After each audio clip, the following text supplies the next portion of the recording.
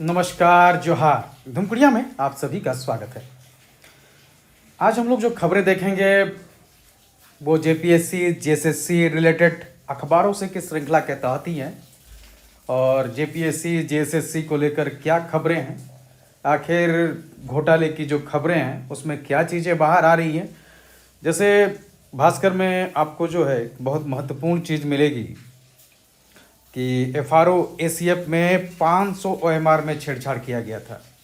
वहीं अभय तिवारी ने 1.8 करोड़ में जेएसएससी सीजीएल का पेपर खरीदा था।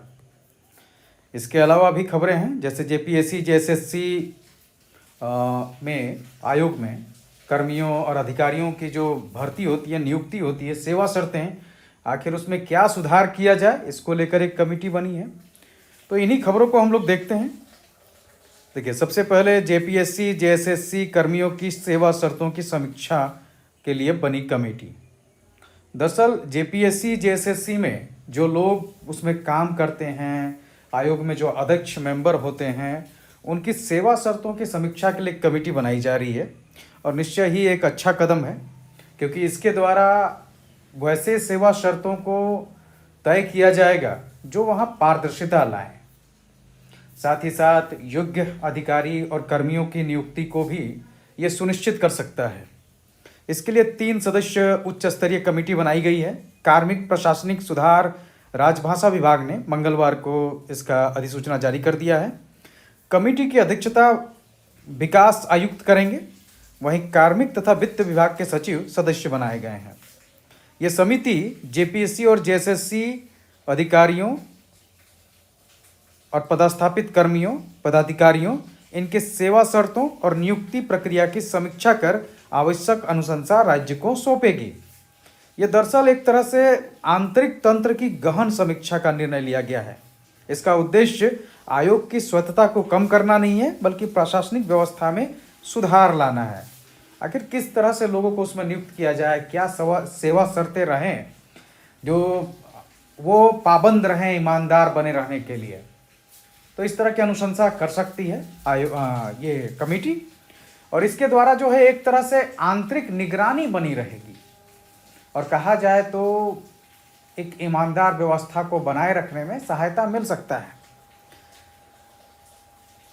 तो ये कमेटी बनाई गई है जो कि जेपीएससी जेएसएससी में जो उसकी नियुक्ति प्रक्रिया है, आखिर योग्य अधिकारी अगर ढंग से काम करेंगे, उनमें ऐसी सेवा शर्तें हों जो उनको भ्रष्टाचार करने से रोके, तो फिर एक पारदर्शी और स्वच्छ भर्ती प्रक्रिया झारखंड में लागू हो पाएगा। इसलिए कमेटी को बनाया गया है। आइए देखते हैं इसके अलावा और क्या। हाँ, जैसे ये न्यूज़ आपको दिया है इसी में कि अभय ने पत्नी और भाई को रटवाए थे 70 प्रश्नों के उत्तर।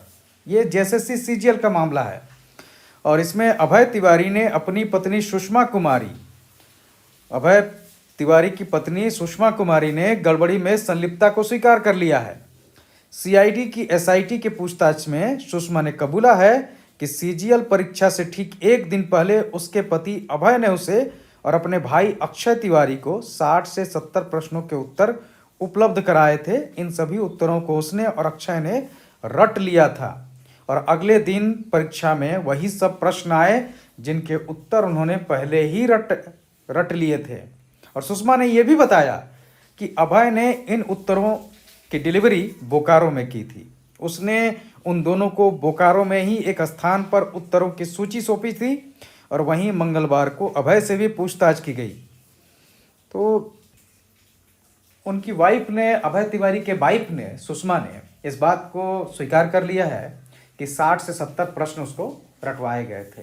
निसंदेह सीजीएल का जो प्रकरण है वो भ्रष्टाचार की एक पराकाष्ठा है और इसका अच्छा से जांच हो, ये बहुत ज़रूरी है।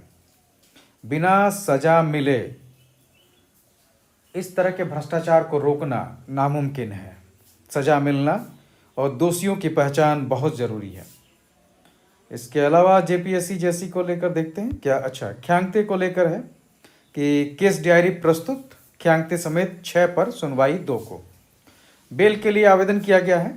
ख्यांगते के साथ में 6 और आरोपी जेपीएससी जेएसएससी प्रकरण में।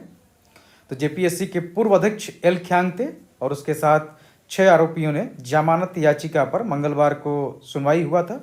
सीआईडी के विशेष न्यायाधीश योगेश कुमार की अदालत में जांच अधिकारी ने केस डायरी पेश भी किया था और फिर अगला सुनवाई जो है 2 सितंबर को निर्धारित किया गया है।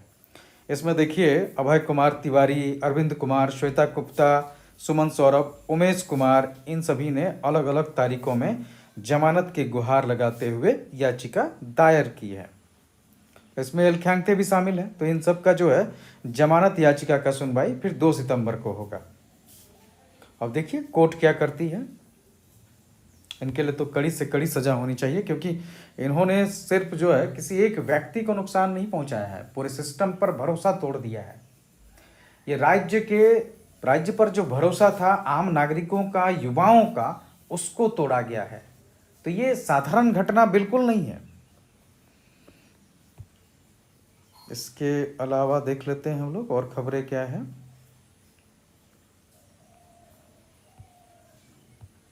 तो ये सारी खबरें हो गई। आइए देखते हैं अब हम लोग प्रभात खबर में। तो प्रभात खबर में वही जेपीएससी जेएसएससी कर्मियों के लिए जो कमेटी बनाई गई है विकास आयुक्त की अध्यक्षता में, उसके बारे में फर्स्ट पेज में दिया हुआ है। उसके बाद देखिए जितने कोचिंग और लाइब्रेरी हैं उनको नोटिस दिया गया है 20 को, मतलब 20 कोचिंग लाइब्रेरी को नगर निगम का नोटिस आया है कि 7 दिन में उनको अपने सारी चीज़ें, स्वीकृत नक्शा, ट्रेड लाइसेंस, फायर एनओसी, सबका जांच करके उनको रिपोर्ट देना है। और अगर किसी का इसमें कुछ भी पाया जाता है, अगर स्वीकृत नक्शा के विपरीत निर्माण माना जाएगा तो अवैध होगा और साथ में संस्थान सील भी हो सकते हैं। तो कोचिंग संस्थानों और लाइब्रेरी के खिलाफ सरकार सख्ती शुरू कर दी है और इसका कारण आप जानते हैं, क्योंकि आंदोलन में लाइब्रेरी और कोचिंग संस्थानों की भूमिका महत्वपूर्ण रही है। आखिर स्टूडेंट्स कहाँ से जाएंगे और उनको गाइड कौन करेगा, कौन बताएगा? तो इसमें बड़ा रोल कोचिंग संस्थानों के शिक्षकों और लाइब्रेरी का रहा है, जहाँ से स्टूडेंट्स जाते हैं, इसलिए उन पर कार्रवाई किया जा रहा है। देखिए जेपीएससी जेएसएससी नियुक्त घोटाले में जांच का दायरा बढ़ रहा है। 1.5 दर्जन सफल अभ्यर्थियों की मनी ट्रेल खंगाल रही है सीआईडी। तो अब जो पहुंचा है मनी, जो बार बार न्यूज़ में आ रहे हैं कि इतना इतना करोड़ पकड़ाया जा गया है या इतना का कारोबार हुआ है, तो आखिर वो मनी पैसा, मतलब वो पैसा किधर किधर से कहाँ कहाँ गया, तो उसका जो है कोशिश किया जा रहा है पहचानने को लेकर। देखिए सीआईडी अब उन करीब 1.5 दर्जन अभ्यर्थियों की मनी ट्रेल खंगालने में जुट गई है जो सेटिंग के जरिए परीक्षा पास करने में सफल रहे थे। जांच एजेंसी इस कड़ी के सहारे यह पता लगाने की कोशिश कर रही है कि पूरा फर्जीवाड़ा किस स्तर तक फैला है और इसमें कितने रकम का लेन देन हुआ है। सूत्रों के अनुसार गिरफ्तार आरोपियों से पूछताछ और छापेमारी में मिले दस्तावेजों के आधार पर सीआईडी ने कई अहम सुराग जुटाए हैं। बैंक खातों का ब्यौरा जुटाने के लिए विभिन्न बैंकों से पत्राचार किया जा रहा है ताकि पैसों के वास्तविक स्रोत और उनके गंतव्य की पुष्टि हो सके। बताया जा रहा है कि प्रारंभिक जांच में अलग अलग परीक्षाओं के लगभग 500 अभ्यर्थियों की नियुक्ति फर्जी तरीके से कराए जाने के संकेत मिले हैं, जिसके एवज में 15 करोड़ रुपए से अधिक की वसूली की गई है। अधिकारियों का कहना है जांच का दायरा आगे बढ़ने पर यह आंकड़ा बढ़ सकता है, हालांकि इसकी आधिकारिक पुष्टि अब तक नहीं हुई है। मतलब अंदाजा लगा लीजिए आपकी 500 से अधिक लोगों की सेटिंग का अनुमान लगाया जा रहा है। किस स्तर पे भ्रष्टाचार हुआ है। एक योग्य अभ्यर्थी पढ़ते पढ़ते बूढ़ा हो जाएगा लेकिन वो नहीं निकाल पाएगा क्योंकि जगह ही नहीं है। तो देखते हैं आगे क्या है इसमें। अभी पूर्व जेपीएससी अध्यक्ष समेत 5 की जमानत पर सुनवाई 2 को, जो न्यूज़ अभी आया था उसको लेकर है। और अभय तिवारी का रिमांड और बढ़ाया गया है। पत्नी और उसके भाई को भी सीआईडी ने जेल भेज दिया है। तो ये चीज़ें हैं। देखिए ये चीज़ तो स्पष्ट है कि इसमें मेन टारगेट अभय तिवारी को किया जा रहा है, लेकिन इस नेक्सस में जितने लोग शामिल हैं उन सब का ढूंढ कर बाहर निकालना बहुत ज़रूरी है। और इसके लिए ज़रूरी है कि जांच जो है अपने पूरे तरीके से हो, ईमानदारी से हो।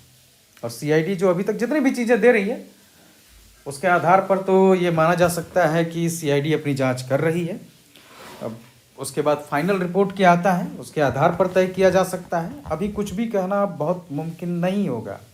हाँ, लेकिन जिस तरह की खबरें आ रही हैं बार बार न्यूज़पेपर में, वो ये ज़रूर बताता है कि भ्रष्टाचार किस स्तर पे है। वहीं देखिए, आपको भास्कर का न्यूज़ बहुत स्पष्ट है।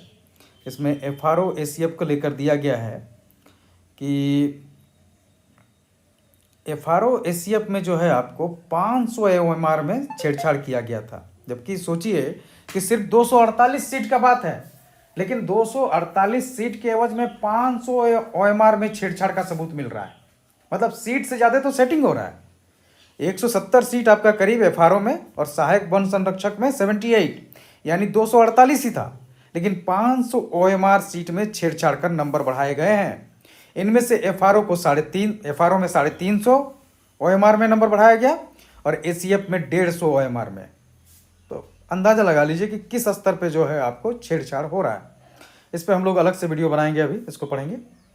वहीं जेएसएससी सीजीएल में देख लीजिए कि अभय तिवारी ने 1.8 करोड़ में पेपर खरीदा था और बोकारो में 15 लोगों को, जिसमें पत्नी और भाई है, उन सभी को रटवाया गया था। अब देखिए, जेएसएससी सीजीएल का जो परीक्षा लिया था वो बेबल एजेंसी ने लिया था और उसकी जो संचालक है मिथिलेश सिंह, वो फरार हैं। उनकी जो है अभी तक उनको पकड़ में नहीं आया है और सीआईडी जो जांच कर रही है उसमें मिथिलेश सिंह, उसके सहयोगी राकेश सिंह और अन्य लोगों ने मिलकर परीक्षा संबंधित डेटा लीक किया है, ऐसा उसको सूचना मिल रहा है, पूछताछ में सामने आया है। देखिए, अभय तिवारी ने पत्नी, भाई और अन्य अभ्यर्थियों समेत कुल 15 लोगों से 12 लाख रुपए जुटाए थे, 1.80 करोड़ रुपए टोटल। और इसी के दम पर अभय तिवारी ब्रिलियंट स्टूडेंट है, राज्य में 48वीं रैंक हासिल किया था। और हैरत की बात यह है कि इस सिंडिकेट में जुड़े सभी 15 अभ्यर्थी परीक्षा में सफल हुए थे। देखिए, आगे ये भी लिखा है कि यहाँ अभय तिवारी, उसकी पत्नी सुषमा कुमारी, भाई अक्षय तिवारी समेत कुल 15 अभ्यर्थियों को जुटाया गया था और इन सभी को परीक्षा में आने वाले 65 हुबहू सवाल और उनके जवाब रटवाए गए थे। तो अभी जांच में बहुत कुछ बाहर आएगा, देखा जाता है कि क्या क्या आता है। 3 दिन का रिमांड जो है पूरा होने के बाद सीआईडी ने अभय की पत्नी सुषमा कुमारी और भाई अक्षय तिवारी को रांची के होटवार स्थित बिरसा मुंडा सेंट्रल जेल भेज दिया गया है। वहीं अभय तिवारी का रिमांड फिर 3 दिन के लिए बढ़ा दिया गया है।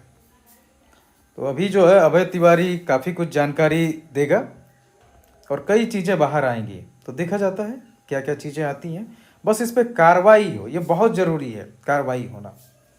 कार्रवाई नहीं होगा तो सारी सूचनाओं का कोई मतलब नहीं है।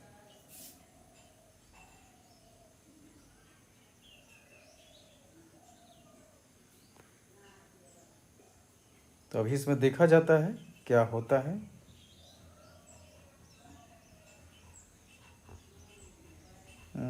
और खबरें क्या हैं?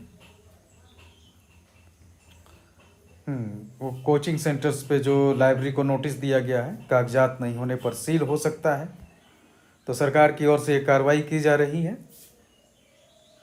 और दूसरी तरफ अगर देखा जाए तो ये भी है कि जो कोचिंग सेंटर्स, लाइब्रेरीज हैं, उनको पूरा जो भी नियम कानून है उनका पालन वो करते ही होंगे, तो बहुत ज़्यादा फर्क उन पर नहीं पड़ने वाला है। हाँ, अगर कोई इस तरह से करता है तो निसंदेह नियम कानून के अंतर्गत चलने की ज़रूरत है।